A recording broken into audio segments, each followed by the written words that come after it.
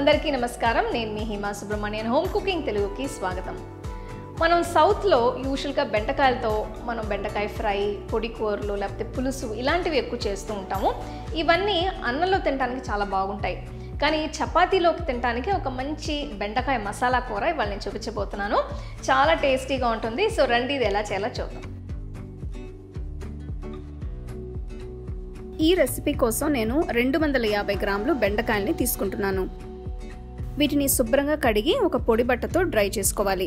వీటికి ఇలా రెండు వైపులా ఉన్న చివరి భాగాల్ని కట్ చేసుకోవాలి.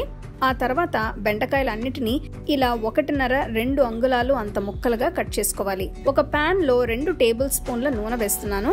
ఇందులో పెద్ద ముక్కలుగా కట్ చేసిన బెండకాయలన్నీ వేసి వేయించాలి. వీటిని మధ్యలో కలుపుతూ గోల్డెన్ బ్రౌన్ రంగులోకి మారేంత వరకు వేయించాలి.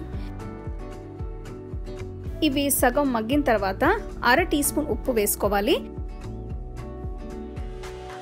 మళ్ళీ కాసేపు వేయించాలి. ఇవి పూర్తిగా వేగిపోయాయి కాబట్టి వీటిని ఒక ప్లేట్లోకి తీసి పక్కన పెట్టుకోవాలి. ఇప్పుడు అదే పాన్ లో 2 టేబుల్ స్పూన్ల నూనె వేస్తున్నాను.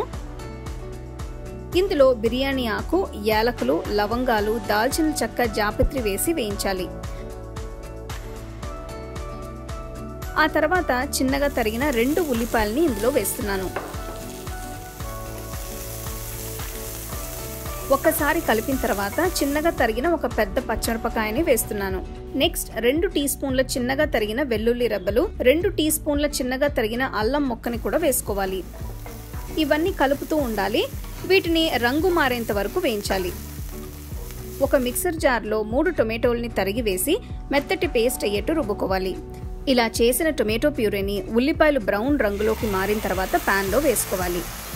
ఈ మసాలాలో ఉన్న తేమ మొత్తం పోయేంత వరకు ఈ మిశ్రమాన్ని వేయించాలి.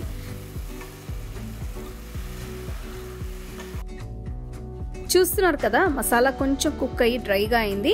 ఇప్పుడు 1/2 టీ స్పూన్ పసుపు, 2 టీ స్పూన్ల కాశ్మీరీ ఎండుకారం, 1 టీ స్పూన్ ఉప్పు, 1 టీ స్పూన్ జీలకర్ర పొడి, 1 టీ స్పూన్ ధనియాల పొడి వేసుకోవాలి. ఇదంతా ఒక్కసారి బాగా కలిపి 2 నిమిషాలు వేయించాలి. ఇప్పుడు ఒక బౌల్లో 1/2 కప్ పెరుగు తీసుకున్నాను. దీన్ని బాగా చిలకాలి. బాగా చిలికిన పెరుగుని మసాలా మిశ్రమంలో వేస్తున్నాను.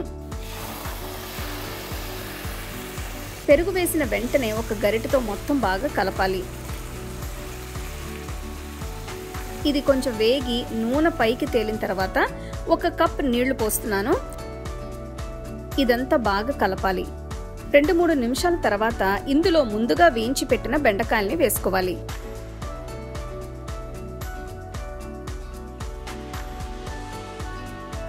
ఇదంతా బాగా కలిపిన తర్వాత 1/2 teaspoon garam masala, 1/2 teaspoon పంచదార వేసుకోవాలి. ఇది వేయడం వల్ల ఫ్లేవర్స్ బ్యాలెన్స్ అవుతాయి. ఆ తర్వాత తరిగిన కొత్తిమీర వేసుకోవాలి. పాన్ కి ఒక మూత పెట్టి కూరని 10 నిమిషాలు ఉడికించాలి. చివరిగా కసూరి మేతిని నలిపి ఇందులో వేసుకోవాలి. ఇప్పుడు పొయ్యి కట్టేయచ్చు. అంతే, చాలా టేస్టీగా ఉండే బెండకాయ మసాలా తయారైనట్టే. దీన్ని వేడివేడిగా వెంటనే సర్వ్ చేసుకోవచ్చు.